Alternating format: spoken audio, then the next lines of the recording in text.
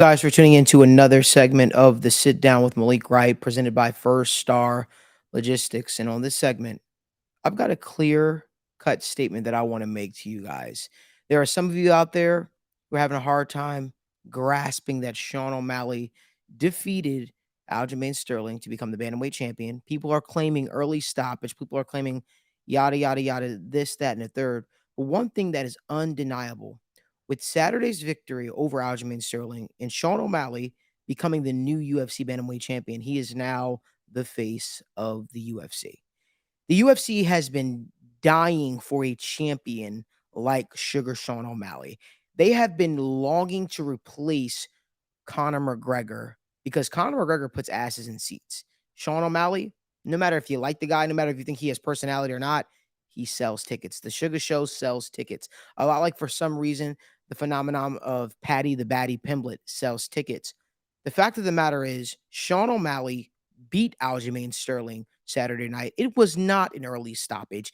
18 unaccounted for shots on the ground speak to that. The fact that Sean O'Malley cracked the chin of Aljamain Sterling, he fell face first, right? And then proceeded to get struck 18 times on the ground and did not answer. The referee gave him every single chance to defend himself. Listen, when you start a fight, the referee says, protect yourself at all times. Follow my instruction at all times. If you like to touch gloves. Now, but let's get back to that first part. Protect yourself at all times.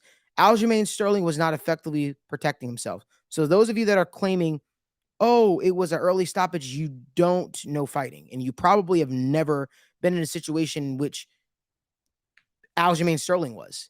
That man was clearly out of it. He was clearly concussed.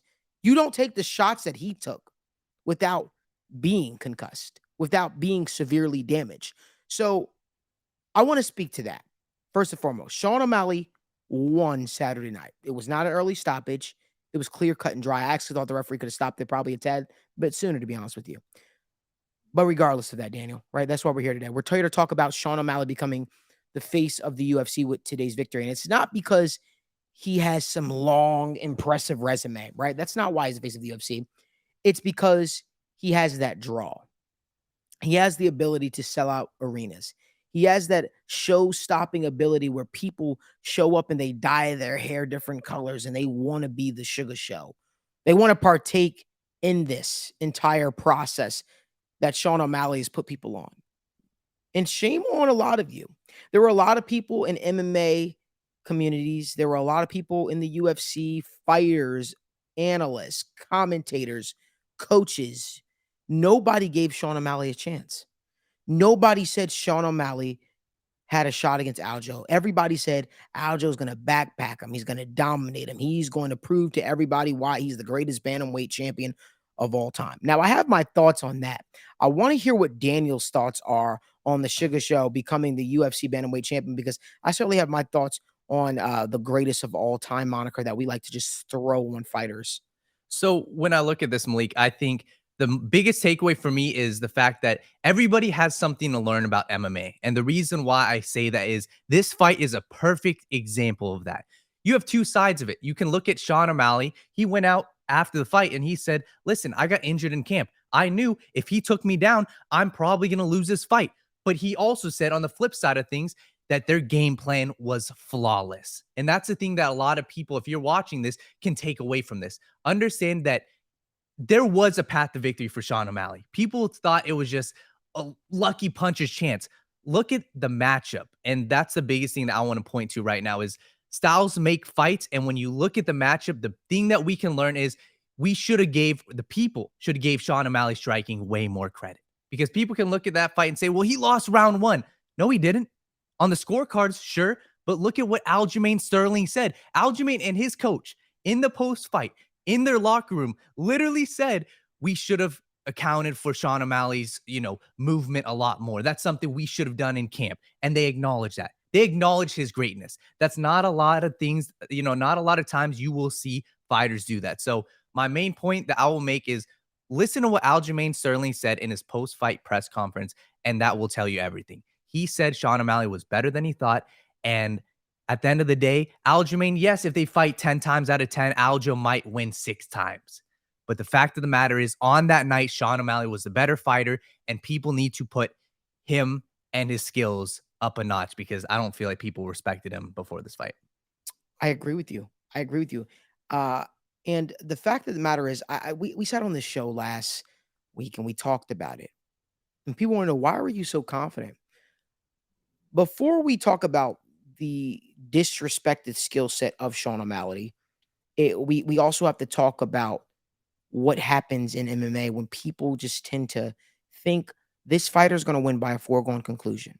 Unless you're going up against the likes of Habib Nurmagomedov, the John Joneses of the world, some people that have an elite specific skill set, you are susceptible. I don't care if you're a champion, you are susceptible to getting a loss. You are susceptible to losing. It happened with Amanda Nunes, right? We saw it happen with Kamaru Usman. We see it happen time and time again with these so-called untouchable champions. And I've got news for you guys right now, and I hope you guys are listening to me very, very carefully right now. Do not make the same mistake of, that we made with Dricus du Plessis versus Robert Whittaker. Do not make the same mistake that we made against Sean O'Malley versus Aljamain Sterling. Islam Makhachev, there is a real world in which Charles Oliveira this time around beats Islam. We're going to talk more and more about that because that fight is a ways away. But going back to what we said on the show, and I told everybody Sean O'Malley was going to beat Aljamain Sterling. I saw the teep kicks being an issue for Aljamain Sterling. The way Sean has this ability that we don't give him enough credit for. His footwork is so immaculate. His footwork is so elite, moving side to side, pump faking in, doing so many things to make somebody like Aljo think. And what he did in the first round is information overload. He caused Aljo to think so much in that first round. He had Aljo out of sorts. Aljo already to begin with is a weird stand-up fighter. He comes at you with different angles. But what Sean did was Sean never let Aljo get comfortable and get set to the point where he felt like he could shoot. And when he did feel like he could shoot, it was in the end of the first round. And Sean O'Malley was able to stuff that takedown. Aljo realized, okay, this guy's a lot stronger than I thought he would be.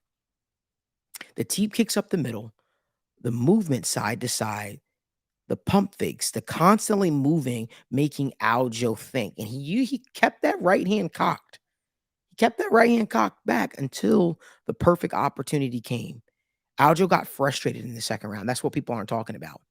I sensed a little bit of worry in Aljo in between the first and second round. He seemed like a guy that was getting a little frustrated.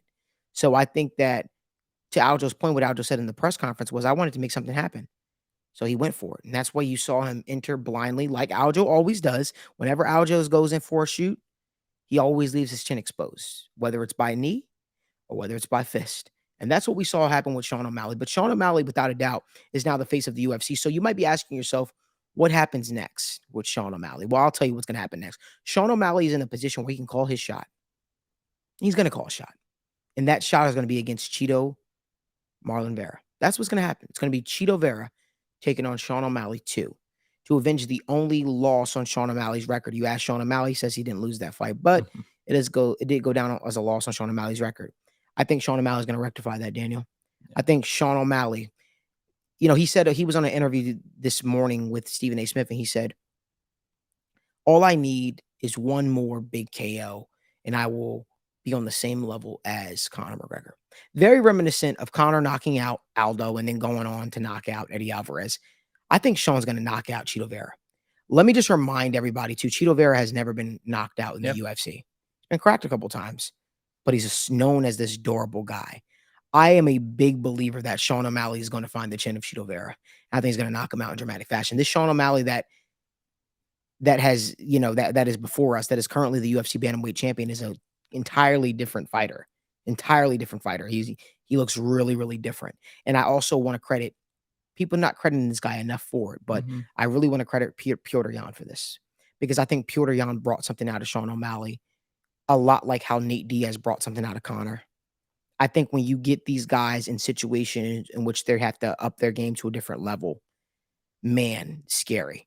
The fact that Sean O'Malley did what he did to Aljamain Sterling and made it look easy. I believe Sean O'Malley not only is going to knock out Chito Vera, I also believe Sean O'Malley would knock out Henry Cejudo. And I'll say that very, very confidently. That's not something I said before. I think he would knock out Henry Cejudo. And I think he'd beat Corey Sandhagen. I think he'd beat Merab because you know what's coming with Merab. Wrestle.